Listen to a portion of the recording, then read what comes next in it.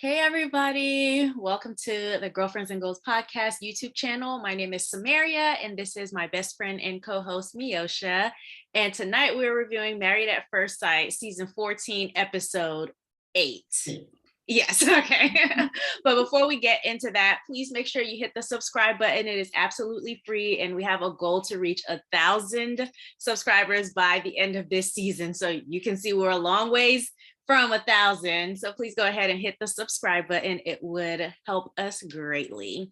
All right. So we are going to start with Chris and Alyssa because we have the least amount of notes on them. The first thing that I would say is why? When I saw Alyssa come up on that screen, I'm like, why is she even here? Like, what? I thought we got rid of her last week. I thought we were done. Like, okay, we're good. Yeah, they love to like drag on the like drama, but she sits down with her friend and we get to see like her announce it to her friend and then Chris announced it to his mom.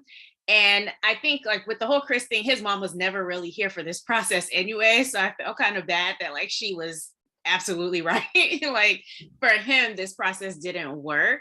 And then as far as Alyssa creating narratives that did not exist, I really hope her friends are watching this embarrassed now.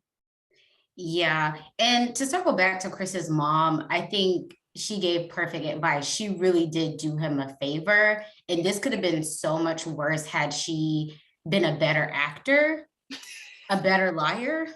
Yeah. She could have drugged this out, really led him on, get his feelings deeply involved. So I'm glad that the mom called out like, hey, I know this sucks, but she really did do you a favor by doing it the way that she did.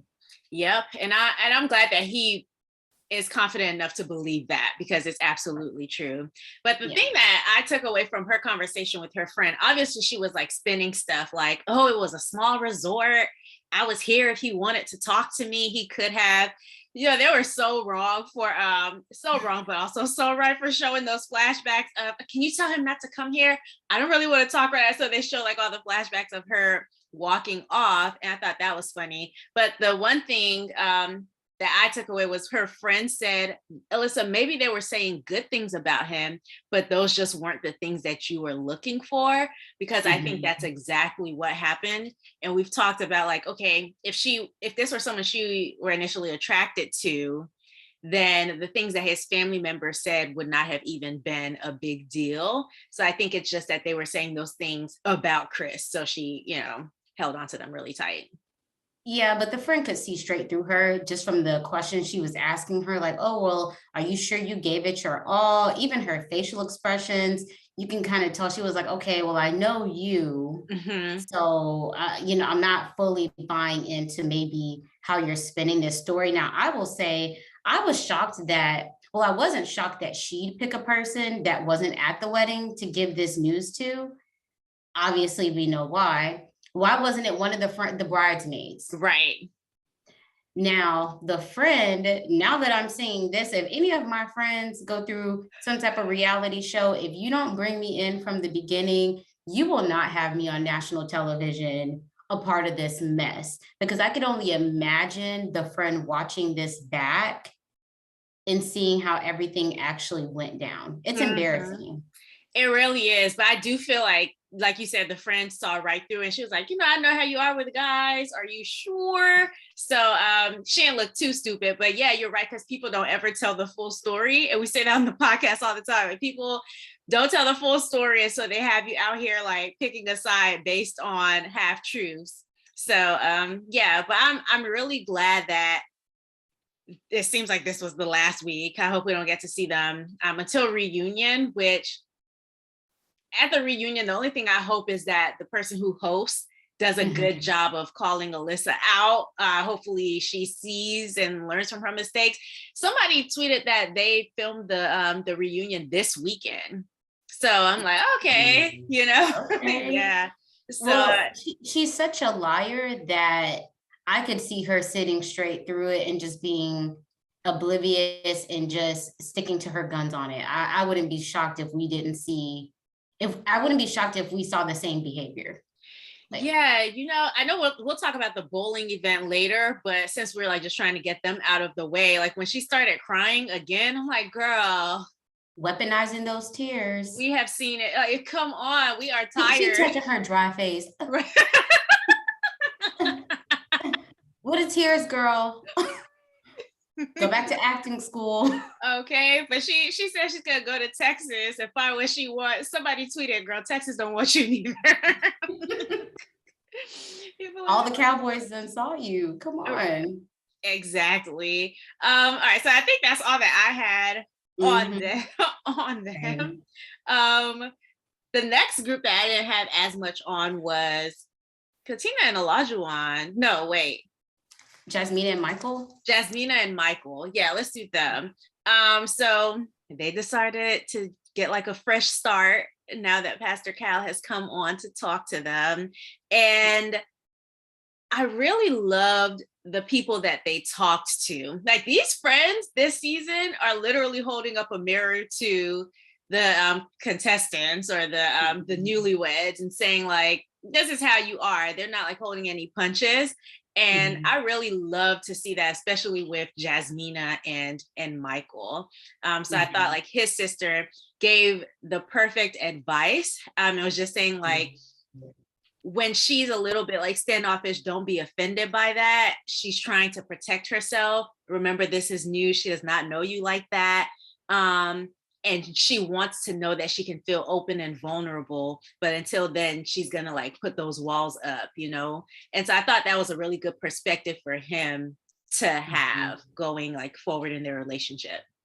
Yeah, I'd agree with that. The one thing that the sister said though, where I was like, I think this could work for Michael or against him, when she was talking about how strong Jasmina is, which I think in certain situations is a great attribute to have, and not backing down, not letting things just go by. Like she mentioned the whole thing about how he can be very reserved and just kind of let things happen to not bring up conflict.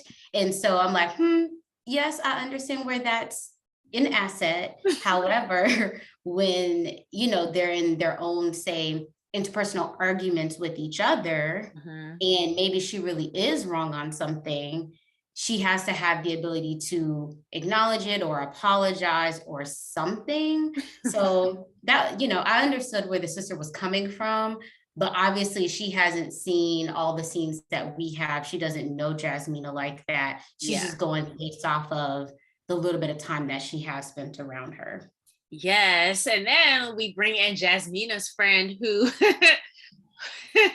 has been with her fiance for 8 years. Hopefully not engaged for like the bulk of those years, but I don't know. Like when they said that, I'm like, is it? Jasmina's already married. Huh? I said Jasmina's already married, and she just met her man 2 weeks. We're not gonna do this. It was just interesting, but I do think like she gave good advice, because when Jasmina was like, "Oh yeah, he spoke to me with a tone," which notice she didn't say he yelled at me this time or was aggressive. Yeah, so I still don't know, like obviously none of us knows, but like what happened then. But and what did the friend say? Oh yeah, you always have a thing about a tone or she something. She said like you don't like any tone. Girl, and get it together, friend. Right. And I absolutely love that. You know what's funny though? Jasmina's friend said something about, hey, more conflicts will arise. Like conflicts will arise. And I'm like, I didn't hear her calling her friend pessimistic like she did Michael when they were on the honeymoon, So it's like he pretty much said the same thing. But again, because she had held on to what his family members said and was looking at him through that lens, she couldn't. Yeah, she took it way farther than it needed to go. Yeah, and the friend also called out about her having, a difficult time admitting when she's wrong as well, and kind of, being stubborn or bullish, and that she doesn't admit to it often. Yeah, I will say, from Jasmina, I wonder. I don't know if it's that she doesn't see these things about herself. I just think that some people, when they acknowledge it, it comes across as weakness. So I think she may understand like, oh, I have this way about me. Yeah. Because even in her conversation with the sister, she's like, yep, I am strong. Yeah. But I think there could just be something to her admitting her faults or admitting certain things about herself, given how much she's been through. She doesn't want to come across as being weak. I don't know. That's some of what I'm getting from her, because she seems more receptive with a friend. And obviously she has a rapport with the friend. Her guard is down. Yeah. But with Michael, it's almost like she's like, oh, there's no way I'm admitting to anything wrong just yet. Yeah. Yeah, that's interesting. Yeah, because she did say like when he thinks he's right, he really thinks he's right. Like, girl, you too. But I will say, I put down that I think Michael was more optimistic than Jasmina. I don't know. I think that's just based on their diary cam or confessionals or whatever, where she's still like, oh, you know, it's better now, but are we really past it? We haven't really talked through certain things. And he's just like, you know, ever since we did the reset, we're good. So I thought that was really interesting, that they... You know why I think he's like that? Why? Because of the scene he had with her friends. He's very open to feedback and wanting someone to give him direction. So I think you can be more optimistic when you feel like, okay, I have a plan to kind of help me work through this. Yeah. He's willing to be flexible, willing to adjust, admit certain things, versus I don't know if Jasmina's at that point. So she's like, yeah, we've moved past this bump, but I don't know. Yeah, I think she might just be that type of personality, like a skeptical person, because I find myself being like that sometimes, but I think that's all it is. It's just like her being very, very skeptical. Where were his friends? Because they had this like having their people over, and she has her friends, and he has his one sister. So I'm like, where are his friends at? Like, that to me is an important thing for a man to have, like a friend group that can, you know, like just like uplift him, and preferably a friend group that has like successful relationships, like they have significant others, or wives or whatever. Like, to me in dating, that's important. I do want to see that he has a community of good men around him. So it was interesting that it was just his sister. So I don't know. Now, I will say that everyone isn't open to being on national television. And if you approached me like, oh, girl, I'm about to be on whatever, it would take moving a mountain almost for me to show up there, depending on the show. So, I mean, I'm not saying that maybe he doesn't have friends. It's just how, you know, other people have kind of pick and chose like who's going to show up for that scene. Like even Katina, I feel like her mom didn't show up other than the wedding. So I don't know if it's just that some people are like, I'm not a TV type of person. And if this goes left, like in Chris and Alyssa's case, they want no parts of it. I'm not sure. Yeah, but he didn't even have groomsmen, did he? Like, the only people in the room with him, I feel like at the wedding were his sisters and that one brother. So I don't know. I just hope he has friends around him. If they're not open to coming on TV, that's understandable. But I did write down where his friends at. So she did admit that she liked him. And for me, like when they're on good terms, I really like, I have hope, you know. I'm like, oh, they could make it if they weren't the same person. Like, they really could make it. And so like this episode, I found myself having hope for them. I think I predicted that I don't think they will make it, but yeah, when they get along, I really do like it. Like when they were competitive at the game night and that was okay. Like, I think the energy there was really good. You know, I like them a lot together. I'm going to say I did see where she seemed like she was trying more. She said that she was into him, but I'm not really sure. I'm not sure. I'm still on the fence. I'm still leaning towards, I don't think that this is going to work just because of how she holds on to things. And her confessional scenes, it seems like she's still like holding on to something, Yeah. not being as positive. So I don't know. Part of me is like, okay, maybe she's turned a new leaf, but I hope that it's not just because Pastor Kyle got into them and kind of gave her that reality check. Yeah. Because you're not going to have that every single time something happens. So we'll see. Yeah. I'm still on the fence on if she's actually into him. Because I kind of saw him getting a little bit more closer and physical to her. Yeah. But she still seemed a little distant. Well, often stiff, you know. She on the fence just like you are. That's what it is. But I do think, like, I think back to Deanna and Greg from season whatever that was, I think 9. Oh yeah. And they said something like, oh, well, we had the therapist on the show, so we stuck in therapy. Like, we stayed in therapy for like the first few years of their marriage. And so I feel like, yes, you won't always have that, but maybe if they kept that going in their first few years of marriage, maybe there's some hope. But I don't think they're at the level where that's gonna be the case. I did like that her friends gave him the advice of, ask her, where did things go wrong? Like, what exactly did I do to turn you off? I felt like that was wonderful advice, not just for him, but for me. Like, you get in those like little arguments and you just need to know, okay, what do I need to fix? What is the root of this problem? So I like that they said that, but then also they said, oh, and she will go back and forth all day.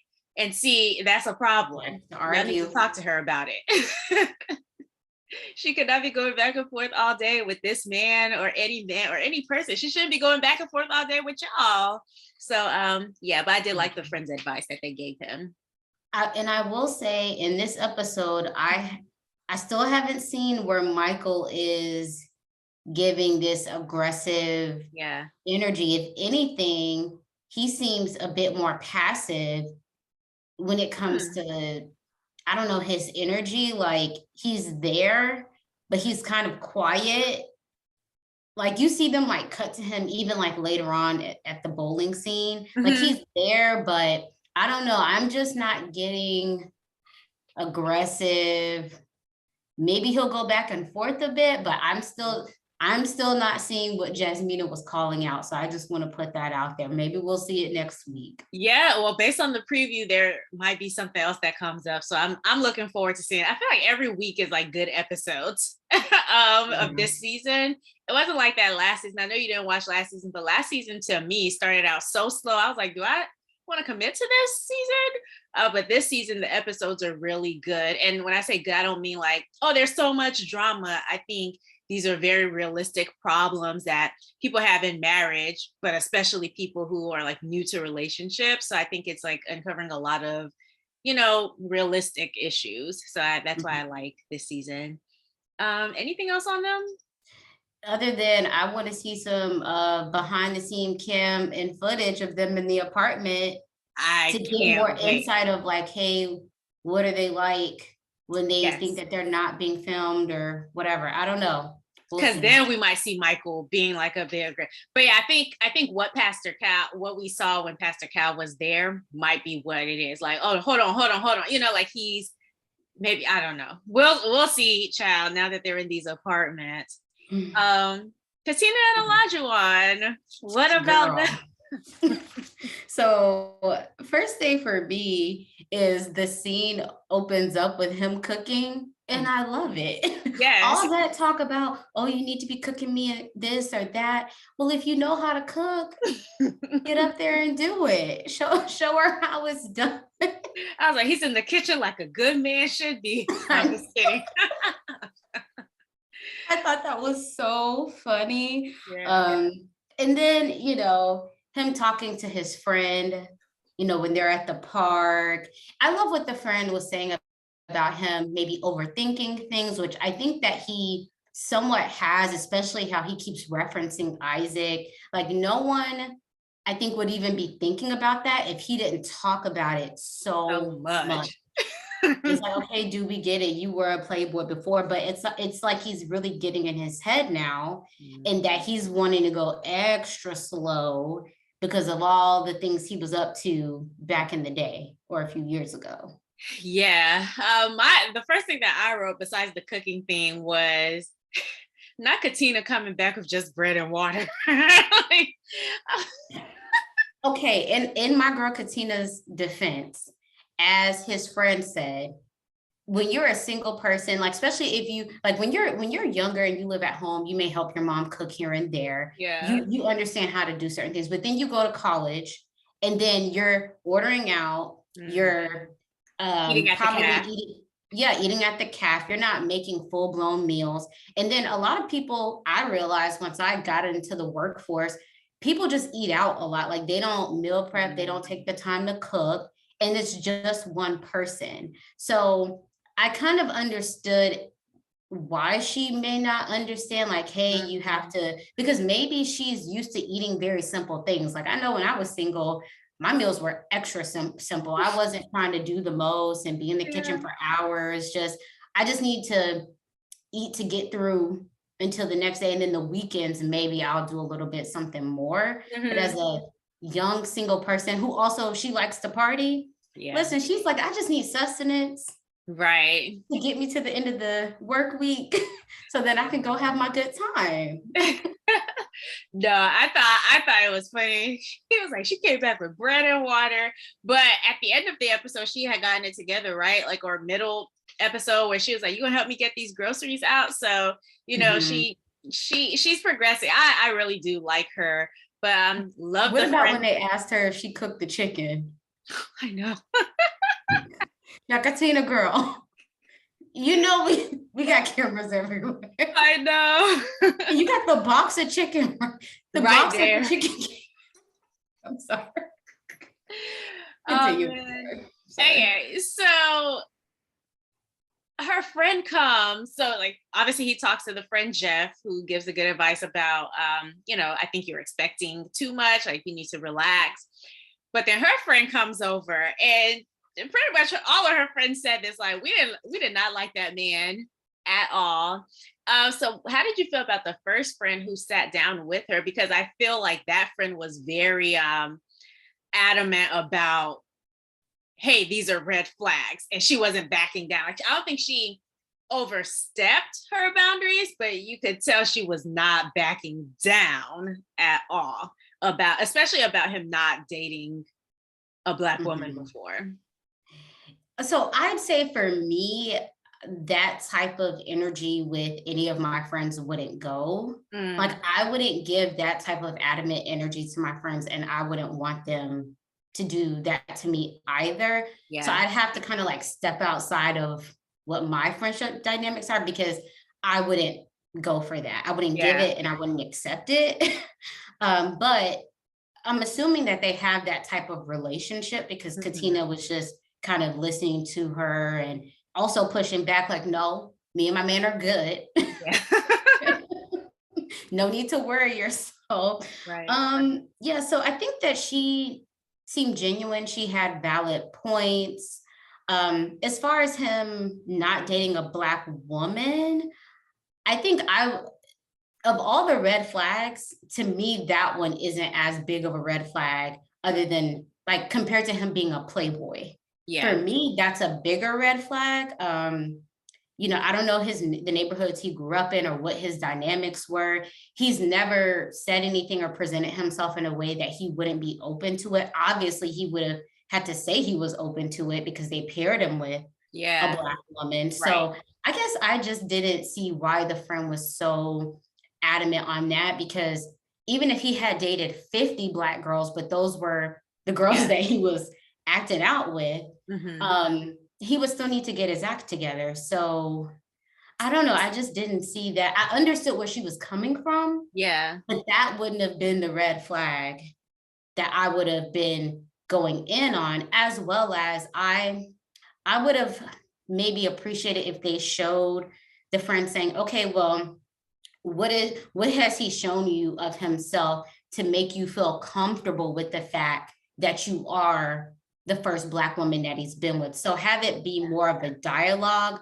more than just like, oh girl, but he's never dated a Black woman and that's a red flag and da da da da da. It's like, okay, well, how in the last 2 weeks there must be something there that makes you not see that as a red flag. What is that? Yeah, no, you're right. I do agree that her approach could have been different. I think where that stemmed from, based on the clips that they showed, was he was like, I just want to try something new. And so it's like, okay, something new being like dating a Black woman, something new being, and it's not, you're not just dating, you're like getting married to one. So I do understand where their concern came in, as far as if you haven't ever been in a serious relationship with a Black woman and now you're jumping into a marriage just to try something new, that that would concern, I don't know if it would concern me as much as it concerned her, but I don't know all the things that they talked about at the table. But I can understand where she was coming from, like, hey, his dating history, is he just doing this because it's just something that he hasn't done before, Well, I think him being on this show in itself is trying something new. Yeah. So I in terms of priority, it's like, that's more of a red flag. Like, oh, this is a person who was out there in the dating streets from this person to that person, and now you want to be married. Like, that's a big jump. Now, according to him, he had 2 years and whatever he was up to in that time. But to me, him just being on the show was trying something new. Yeah, I don't know. You didn't dive straight into marriage. You didn't mention that you have been in any other long-term relationship, nothing. That's, to me, a big red flag. Yeah, I think also how he presented himself at that dinner or brunch or whatever it was. Like she mentioned, he talks a whole lot, and they were like, we didn't really get like any depth. Like, I think he just was saying things. So I think the way he presented himself had a whole lot to do with how they left that meeting feeling. So yeah, I think the friend was just a little bit, maybe a little bit zealous. But if this is like the little sister of their group, they're very protective of her. I can see why that is. Like, they want to make sure, hey, is he aware of certain issues? Like you said, they've been together the last 2 years. The last 2 weeks, the friends don't know that, like, everything that has happened. So, I can understand her calling it out, but I do wish she would have approached it maybe a little bit differently. Yeah. So that was like their big thing. I like that the friend group at, I don't know, it's not game night. What do they call it? Where housewarming or whatever. That seemed to go really well. And he cut his hair this episode. Yeah. I also wanted to mention his friend and how he was saying that this is the first time he's seen him so nervous and overthinking. And I don't know, just seeing the friend talk about how he's not used to seeing Olajuwon like this. Yeah. I wish that her friends could have seen him say that. Yeah. To kind of like balance out their perspective, because we have to remember that they're not seeing everything that we saw. Yeah. So yeah, it was nice to hear him kind of give that feedback on Olajuwon, like, okay, he is moving different than he's done before, and it seems to be in a good way to a certain extent, other than like the intimacy thing. Yeah, and I love, like, we've called it out before, where we at the beginning were like, this man is not ready for anybody's marriage. And we can see, I think he said it later on in this episode, like, I actually work at my marriage, and so yeah, we can see his like growth as a person. Someone was saying, like, this is on Twitter, she was like, oh, I think it's like a little bit of a red flag that Katina is so careful not to embarrass him. But I don't know if I feel that way. I think if she weren't voicing her opinion in private, which I think we've all seen that she probably is, then that would be a problem. But I can understand, okay, this is someone who I'm partnered up with, so I'm not gonna have him out here on Front Street. Take note, Lindsay. But yeah, and when you're married, it's not just embarrassing him, it's you, your whole union. Yeah, it's your spouse is the biggest reflection of you. So even if you feel like, oh, I'm calling this person out or I'm doing whatever, even if you try to separate yourself, people are still going to be like, oh, but y'all are married.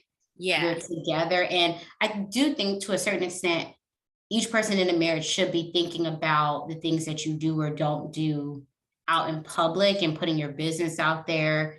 And I think it's just her personality. Like, I can relate to her in how she's just like, you know what, I'm gonna sit through this, that gives me time to think on how I want to address it. And then when we get in the car or when we get home, we jump in. I think she just understands there's a time and place for certain things. So yeah, that girl, she's teaching me. I'm like, this is amazing. You have to be careful. I would want somebody to be careful about what they're saying about me and how they're presenting me too. Like, the image really matters. So yeah, that was really all that I had on them. Okay, so Steve and Noi, Noodlegate.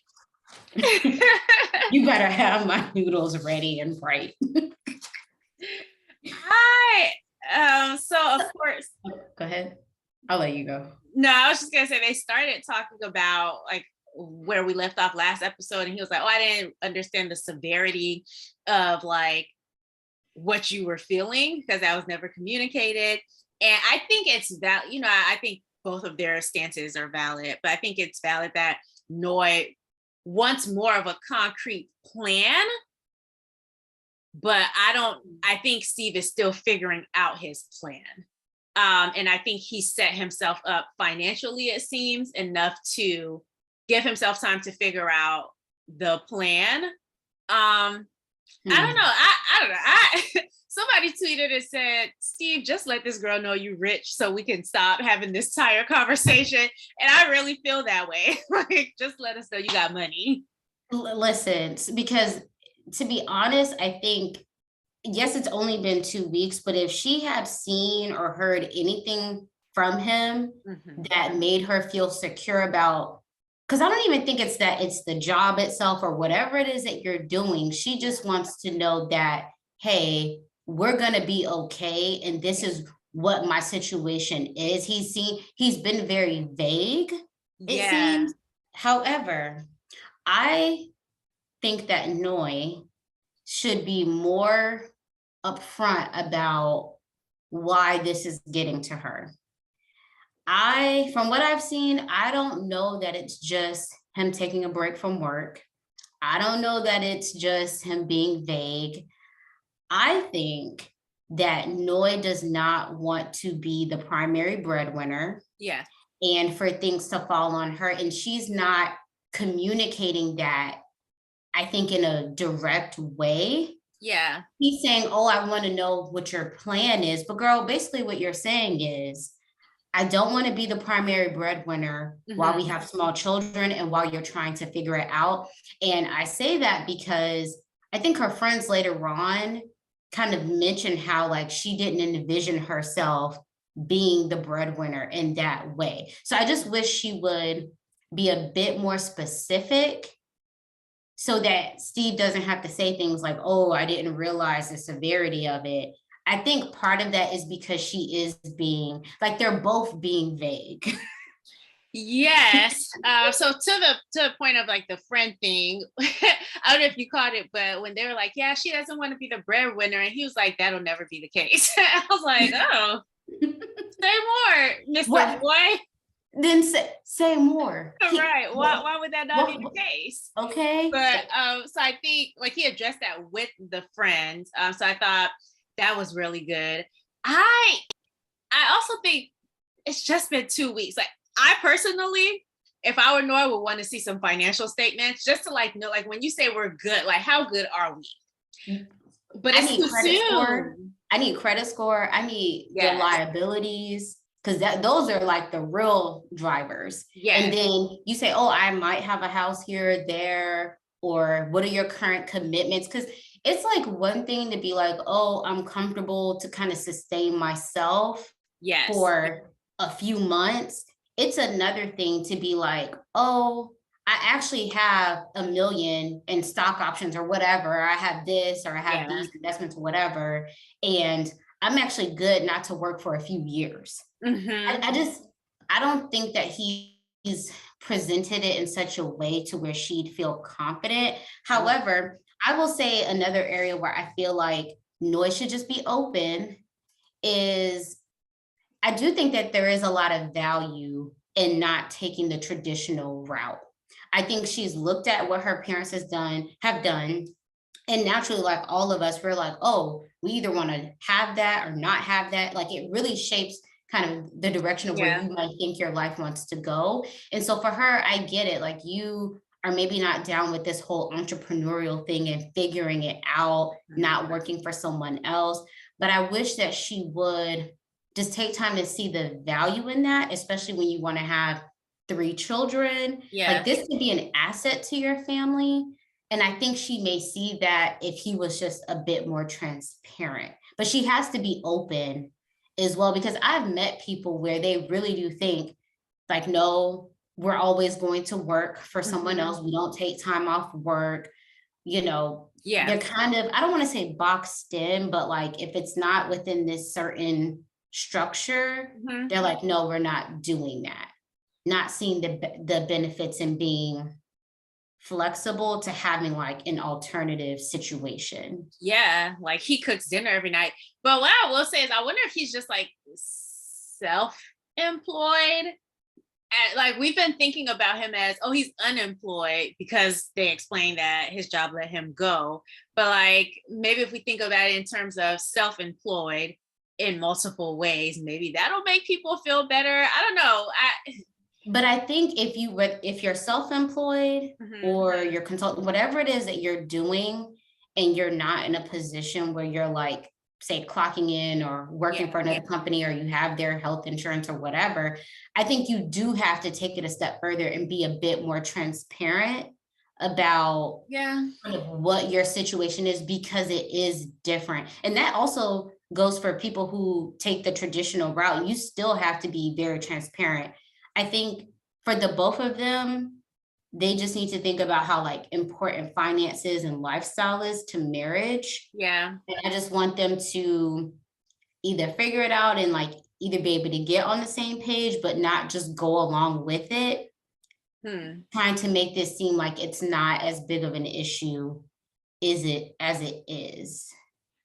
And it's not, I'm not saying that either side is right or wrong. I'm just saying you have to be on the same page, because clearly given the stats, like finance and lifestyle is a big deal for people. And a lot of people are signing up for situations where they feel like, oh, well, maybe I can.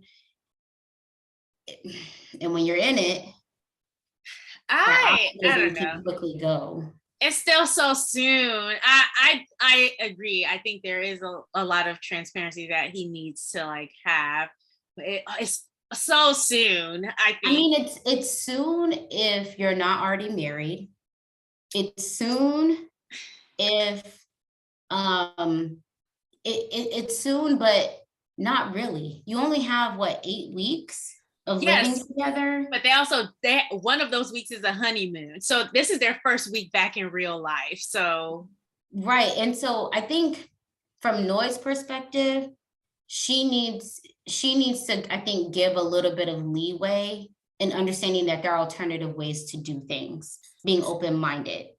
I think on his side, is because this is not the traditional route, he will need to go out of her way to make her feel a bit more secure, whether that's showing financial documents or whatever, because I'm not going to sit here and act like people don't get into marriages and situations where you may have had all the hopes and dreams and whatever, but then you get in it and it's like, oh, well, it's not working out. And then I wrote this down. Timing is everything. Steve, I understand that like you were laid off from your job or whatever happened, you decide to take this sabbatical, but then you also go sign up for marriage. I think it would be a different situation if the timing was different. Like if Noy was already with you and she saw that you were hardworking and you had this and you did that, you would have built that rapport with her maybe in your younger years, and she'd be like, it's not even a thing that he's going to go do his own thing or whatever it is that he's going to do. But you pivot and you decide to do this new thing while you're in a new process. I'm not saying that you can't do it, Steve. I'm just saying that the timing makes it such where you may need to be more transparent than you would have normally been had you not been in this process, one, and had like, if Noi had met you 5 years ago and she saw like, oh, you have this great work history, send her your resume. Yeah, I wanted to say, just because there's something that he mentioned that I kind of disagreed with, and that was, oh, I want her to be more supportive of me, or, I feel like my wife isn't supporting the things that I want to do. And I disagreed with him on that, just because, like, again, this is somebody new. Like, she doesn't know you well enough to say, oh, I trust my entire well-being with this man. Whatever he says, I'm just going to take it as the law and run with it. And so she doesn't want to end up in a predicament where, she's out here having to be the breadwinner, or, struggling because she took your word for it and you really didn't have her. So you haven't proven yourself. Yeah. And I thought it was interesting. So his friends came by and they were trying to like say, oh, he has a network. So if he ever wanted to have a job, he could. And she was like, so he got offers and he ain't trying to take them? Like, that was so funny to me. She was like, why is he so adamant against? So I think it really is like them having several conversations off camera about, hey, listen, financially, we're okay. Here's how okay we are. Yes, I'm pursuing things that are non-traditional, but here's how much money I'm making from this non-traditional route. And if it ever came to a point, like, I think this would probably make her feel comfortable. If it ever came to a point where this well dried up, that's when I will tap into the other resources that I have. So if that needed to happen, great. But right now we're in a position where it doesn't need to happen. And then of course he needs to show her why that would be a positive for when they have kids, because daycare is not cheap. And the last thing is, like, not that this is an indication of who's balling and who's not, but his apartment was really nice compared to hers. So like, obviously, like, he's been able to upkeep something. Long story short, I think his finances are intact. This is a 38-year-old man. He's grown, he's lived life, and he just needs to show her that. But it's not something that'll happen in 2 weeks. Like, it'll take time. Yeah, she's like, I need statements. Yes. Okay. But we have to talk about Noodlegate. So we spent so much time talking about finances. We need to talk about the noodles. Yeah. So she says she's going to cook dinner, and he was micromanaging just a little bit, I will say, because if she says she's going to do it, you have to trust that she got it and stay out of the kitchen. And not be like, oh, let me see, did she put my regular noodles in and all of that, and then come back and say, oh, it's overcooked.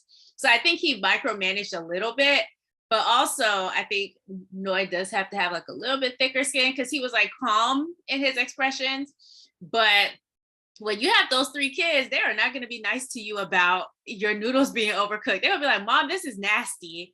Or my friend's mom makes better tacos than you. Like, like, kids are, so you have to be, maybe have a little thicker skin. But I do think he was micromanaging just a little bit.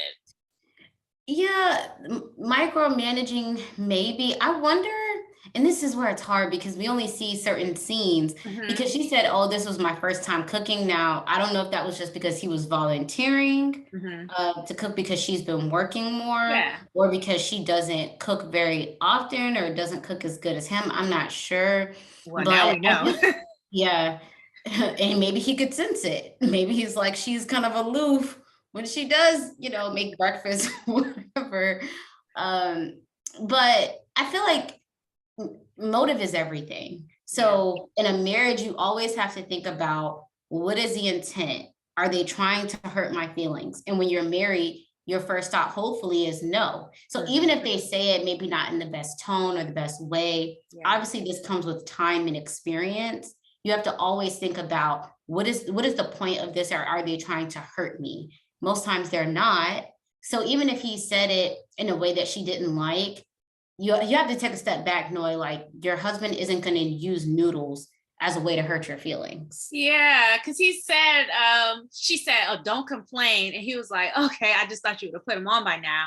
And then when he comes back out in the pot, is like, I guess, overflowing or whatever. And he's like, oh, these are completely overcooked. And she said something in response. He's like, but you can still like check them, right? Since you're here. Anyway, I think it's just one of those things where she felt unappreciated, like she felt like I'm going out of my way to do this for him. And you want the accolades. Like you want him to be like, oh, thank you so much for doing this for the first time. She was probably feeling some type of way, like a little nervous, so I think that's all she was looking for was some just like appreciation and reassurance that like he, appreciates what she's doing. And he did not give her that. But I think it was more than just the noodles. Homegirl, I think, was already in her feelings about this whole job thing. I think that's been lingering underneath the surface that has made her more sensitive, because for her to react the way that she did, it had to be more. Yeah. Ridiculous. Because to pack up sushi in her bags and be like, like to leave the apartment. First of all, to leave the apartment when there's another room, like you can distance yourself. So that's the first strike for me, to like not contact him all night, like for about 24 hours. He's trying to reach out to you. He's trying to call you and you're just like ghost city. That was the second strike. But that girl on social media, like, you really gonna get on there and talk about your husband over some noodles. Right. So noodles. She, and we've said this before with other situations, but Noi does need to grow up. And I think the experts have matched her with someone who is mature enough and patient enough to like see her through. But she really does have to like grow up a lot of it. Yeah. And maybe this takes time and experience, but you better pick those times where you're creating that physical separation between you and your spouse wisely. Yeah. And noodles, whether it was the noodles or the tone of his voice, or you felt unappreciated, kind of regardless, you have to at least say something. Like homegirl just packed up her stuff, was like, I'm out. Didn't say anything. He just sitting there. That was the most quiet storm off ever. Yeah. And so, like he said, communication, and he is a good pairing for her because he was able to remain calm, communicate it in a way that was very simple and to the point. But her not communicating, her ghosting him, it just made me think, now girl, if he did this to you, oh yeah, absolutely, you can dish. You're another person on this show who can dish it but can't take it. Absolutely. You did the most. You would have been probably passing out crying if this man up and left the place like that. And thankfully, she will never have to take it because he will never do that. He's not going to do it. Exactly. So like he's calling her and reaching out. And I really liked how he handled it the next day when she came. He's like, are you ready to talk? And she wasn't really ready to talk. Well, she leaning all over. She's like, yeah. She was giving. Girl, you was wrong. You right. You was wrong. But I love that he was direct, but still soft. It wasn't like, why would you? Da, da, da, da, da. It wasn't any of that. It was, listen.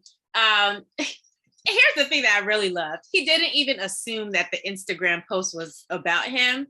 Like he started to assume, but then he was like, was that about us? It's like, yeah, she was throwing shade at you. Like, but the fact that he chose not to just be like, you said this, that, and the other, like the fact that he gave her a chance to admit, hey, yeah, I was sending those subliminal messages to you and I'm glad you caught it, So I really liked how he handled it directly, calmly, but he said what he needed to say. He's like, if you need space, that's perfect. Communicate that to me. I will give you that space. But if you think like getting up out of the house, leaving and not communicating me, ghosting me is appropriate, then, that's unacceptable. And I think she was trying to say like, oh, we handle conflict in different ways. Yeah, we can handle it in different ways, but the way we not gonna handle it is that. Right. And I think just giving your spouse the common courtesy of the chance to apologize, because when the shoe is on the other foot, you'll want the chance to apologize. Yeah. Or to even say like, hey, this is what you did wrong. Yeah. And I can understand like maybe in that moment, you don't want to have all those conversations, but you at least have to be able to say, you know what, I'm in my feelings about you right now. I need some space.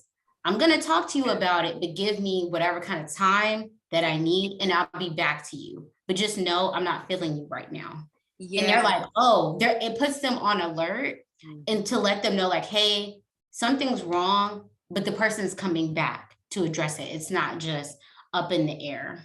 Yes, I love that, because he was like, he was willing to apologize. He's like, I had to put two and two together and be like, it's the noodle situation. Like, is that even what it is? But yeah, and he did apologize in that conversation where he was like expressing like his frustrations or whatever with how she handled things. Like, he did apologize. So he's a really good man, and I hope that they figure out the finance. I say this every week. I really hope they figure out the financial situation, because I think they're a great couple. Yeah, definitely. He has his communication skills are good. Like on point. That's the person that communicating in that way is what's going to help your marriage to last. Yeah, but also every almost 40 man should have that type of communication too. But it's not the case, so that's why we're like, oh, Steve. Yeah, him and Chris. Oh yeah, A1 communication. Well, let's go to a not so amazing pairing. let's go to Mark and Lindsay. What was so funny? When they first put Mark and Lindsay on, they played this song. You know how Lifetime plays those like royalty-free songs or whatever in the background. Why was it a song about I need to keep my mouth shut, but I just need to say it all?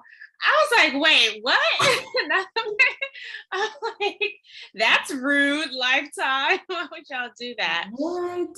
No, I did not catch that. Ooh. Yeah. So what do you have on Mark and Lindsay? Because I don't have much until the bowling scene. Yeah. So it's obvious that Mark is struggling to really get his footing in terms of like where he is with Lindsay. I think he knows how he feels personally. Yeah. But he's coming across as if he's still on the fence. But when he said, if it were any other woman or situation, I'd normally be out. Yeah. What that says to me is it may not be a if, it's a when. And I think the behavior later on in this episode from Lindsay really confirmed that. But basically in all his scenes, I mean, he's airing out how he feels. She can't say that she didn't know or he didn't say anything. Now, he may not be as vocal with her as he is with the friends, because clearly she flies off the handle, but he has communicated it to her. She's still claiming that he's pulling back. And it seems like she's so focused on how chaotic his life is, which I agree. He does have a lot going on. And I was watching another video where this lady was like, the whole bed bug situation, there's more to that than just, oh, I randomly had this bed bug infestation. Like she was saying, she thinks that he was kind of getting out of the apartment before the honeymoon and wedding, and he kind of abandoned it. So like, it wasn't exactly the way that he presented it. I agree. So either way, Lindsay is kind of pushing his distance off on the fact that he has a lot going on, but I just don't believe that should be true. Now, going to the scene with, I guess, the housewarming party. And I just wanted to say, because I think like when he was talking to his friend, he said Olajuwon gave her several outs on the plane.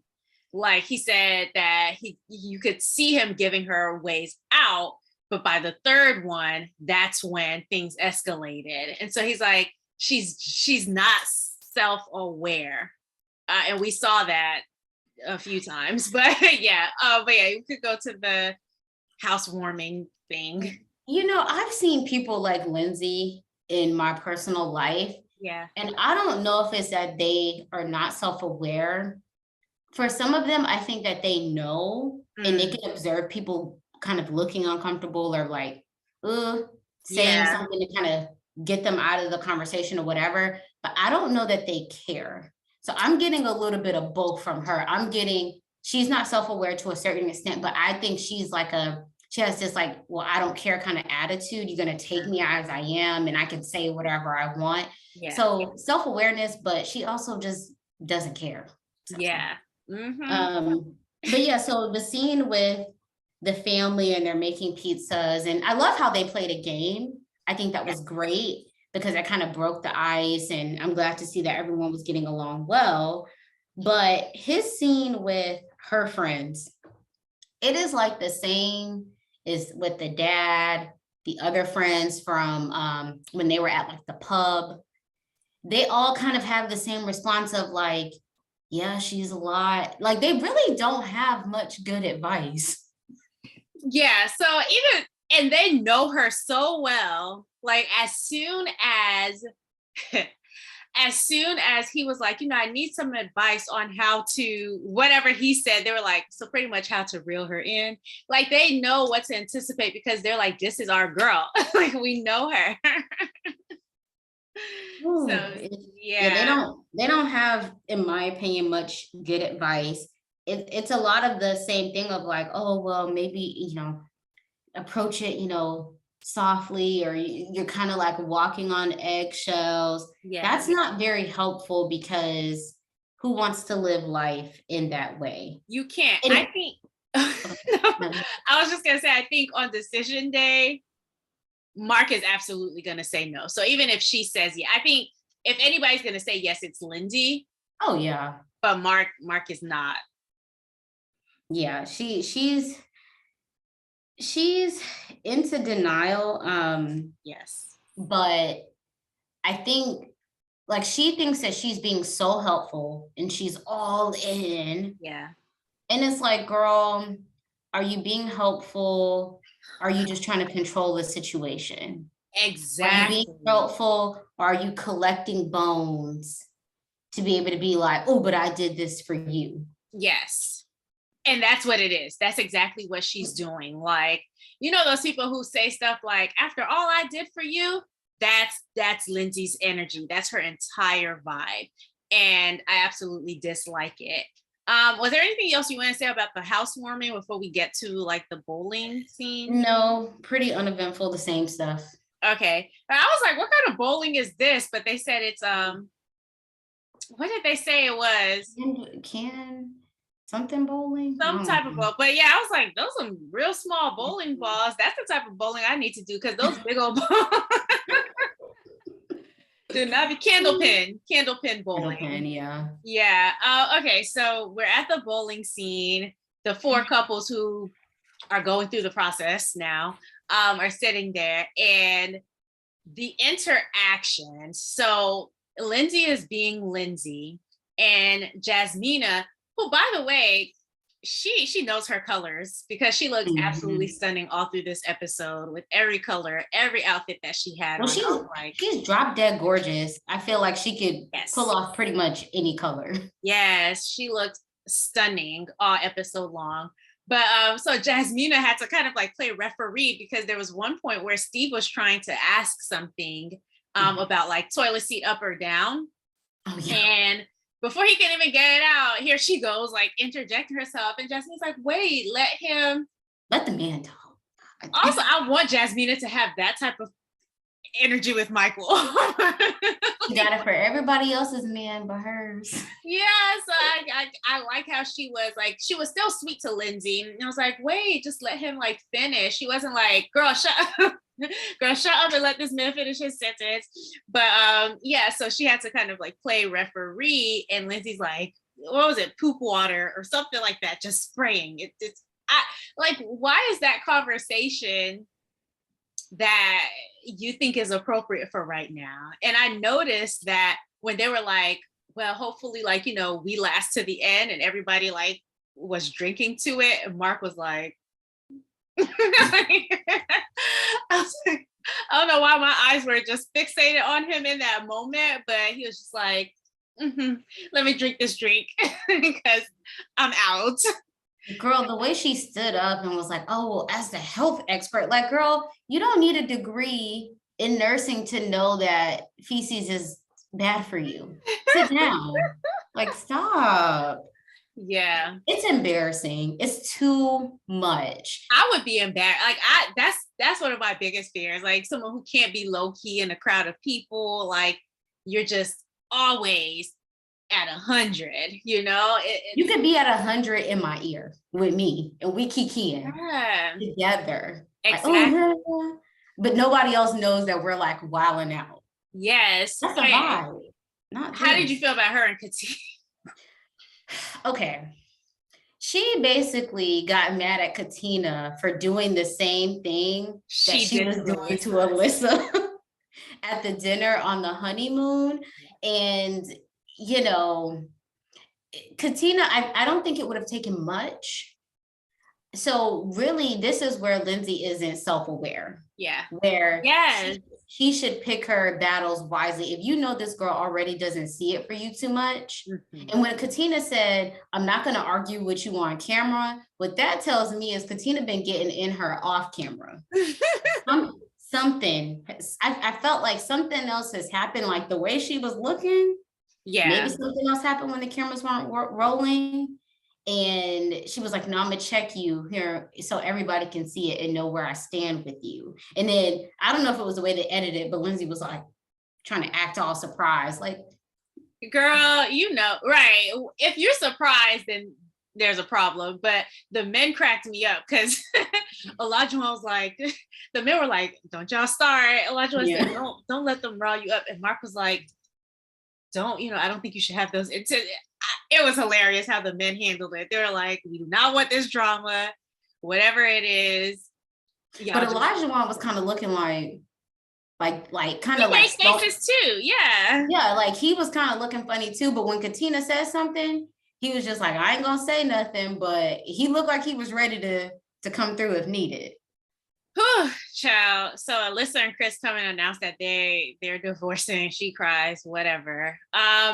But then we get to the scene where I guess obviously Lindsay felt like Mark was off because he couldn't hide it. Like he was like her, where she's like, I have to say something. He just had to express like, I am not feeling like you already know that y'all have issues. Why would you poke the bear?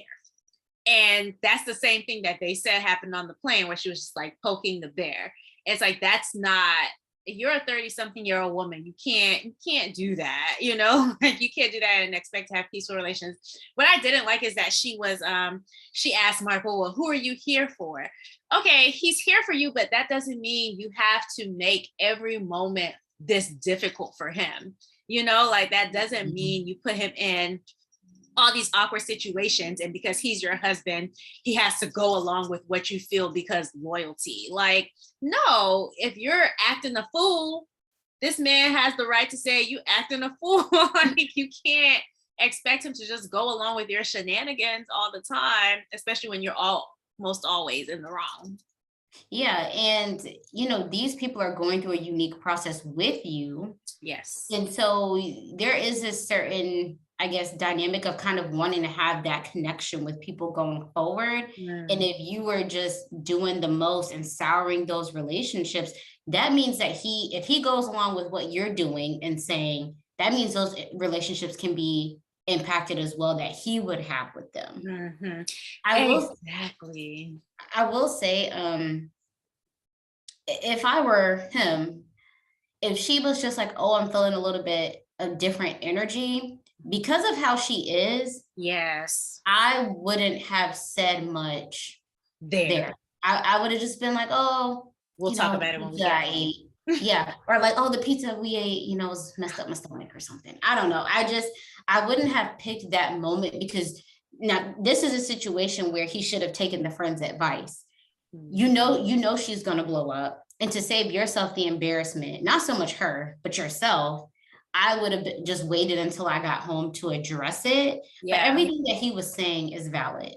And you should, whether it's with family or friends, you shouldn't want to be putting your spouse in a position where they feel like they have to keep choosing you. Now, if you're in a situation where you're clearly done wrong, that's one thing. Yeah. But if it's, oh, well, you got to pick me versus these people, you got to pick me versus your mama, no, you have to be able to exist in the same spaces with other people, and it's not all this, well, us versus them. Yeah. Y'all are not Bonnie and Clyde, girl.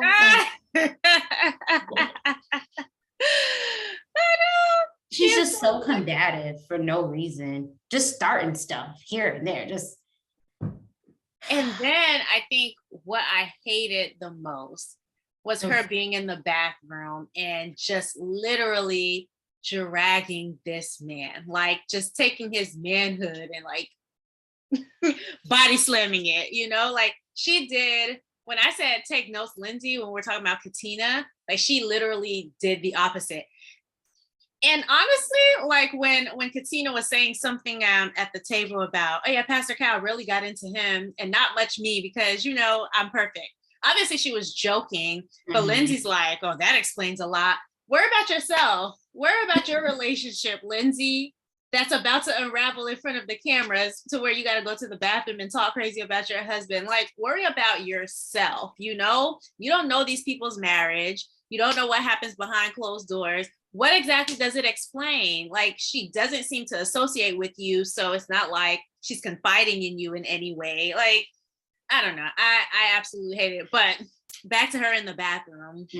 She's talking about how much he makes a year, and how like she calls him a little boy. She's like, yeah, let me show you like how to do this, little boy, because you make 60,000 selling effing gym memberships. And then the part that was like not hilarious, but that was definitely like out of bounds, where she's like, the least you could do is make me, you know, like at least if, you know, all I want to do is orgasm. It's like, dang, Lindsay, like you have your mic on you, like the microphone is on. Why would you think that's okay to say to anybody, let alone like the producers? And I don't know, it was just classless. I didn't like it. Yeah, you know, she's the worst kind, because when she gets called out on anything, because really what Mark didn't warrant that type of response. And so for her, it's like, I'm gonna go for the jugular before it really even calls for that. It just shows her lack of self-control. So whatever you think Mark doesn't have together, you have a lot going on with yourself, obviously mentally and emotionally, where you can just go that far left. And this man did not call you out of your name. He really didn't say much of anything other than, I'm not going to fight your battles for you. Yeah, battles that you're causing. Right. And so for you to go that far left, it just shows what was already on her heart. It was already there. It was just the opportunity. And this is a situation where I'm glad that she's showing her hand. I don't know if Mark would be able to see this footage before decision day. No, he wouldn't be. Which is unfortunate, because... But he could hear her. He could hear her, right? Because he and Chris were sitting the whole down. Thing, or I know, but he heard her say like that he had small, you know, like he. Oh, okay. He heard something. I'm hoping that he heard all of it before he gets to decision day, because you need to hear and see what's on her heart, because all this says is every time you have an argument, she's going to hit way below the belt. Yes. These are already things that she's been collecting and seeing about you. Yeah. Feeling about you, just waiting for the right moment, which is really never the right moment, but just to go off. Yeah. It makes me wonder, like, maybe her last relationships have had that dynamic where people take it there. Because sometimes like how you move and shape going forward can be representative of like what you've been used to in the dynamics that you're used to having. Yeah. So I do wonder, like, yes, it could just be how she is as a person, but I've seen where people with their spouses, their girlfriends and boyfriends, like they really take it there and say some real crazy stuff. And then they can just be like, oh, well, we made up, moved on. Yeah. And I'm just like, what? You know, so it becomes normalized. So it's like so shocking when you're not in a situation like that. You're like, y'all be talking to each other? Yeah, like it's like, no, you better handle me with kitten gloves. Yeah, you know what is interesting? Like you said, where she does something for you and she holds it over your head forever, but also her comparing herself to the other wives. Like she feels like she has to, in her head, I think she's created this sense of like grandeur around herself, where she's like, I got in a hazmat suit and went with him to his apartment. Which of the other wives would do that? Because it's not Alyssa. First of all, if Alyssa is setting the bar, girl, all you have to do is show up and have conversations to be better than Alyssa. So that's not who you want to compare yourself with. And, you know, if one of the other wives were in this situation, maybe they would do exactly. You don't know that, but he's not in a relationship with those other women. He's in a relationship with you, and you're seeing all the great things that you've done and completely ignoring all the things that he's saying are issues. So yeah, I don't know, girl. I want him to walk out on her. I really do, just because I know he doesn't have his stuff all together, because there's more to that bed bug situation. But this is not it. To take this for the next 6 weeks, walking on eggshells, not knowing how, like, he never knows what to expect. Like, she's unpredictable and not in a fun way. and she's that person where when you do things out of habit, it's hard to just shut that off. Yes. So as you become a mother, this is the type of behavior that you'll be displaying because you can't control yourself. Yes. Is your mouth just going to be all reckless and wild? When your child does something, how will you rectify it and discipline them? Are you going to call them names? Are you going to demean them? Yeah. Because believe it or not, a lot of how you show up in your marriage and relationship also can be reflected onto your children as well. Just because we do so many things out of habit, not even thinking about it, like you're just on autopilot. Yeah, even if she doesn't do it directly to her children, the children are gonna see her doing that. Her talking to him that way, in front of the children, it might as well, because the kids are half of him and half of her. Yeah. So I remember watching The Amazing Race. They did a family season, and the dad, the way he talked to the wife was terrible. And the way that his boys talked to their mom was ridiculous. And I remember like watching, this was like years ago, and I'm like, there is no way I'm ever having a husband who's disrespectful towards me, because you're not about to be disrespectful to me, for one, and you're not about to have these kids treating me that way because you think it's acceptable. So I think it's a very valid point.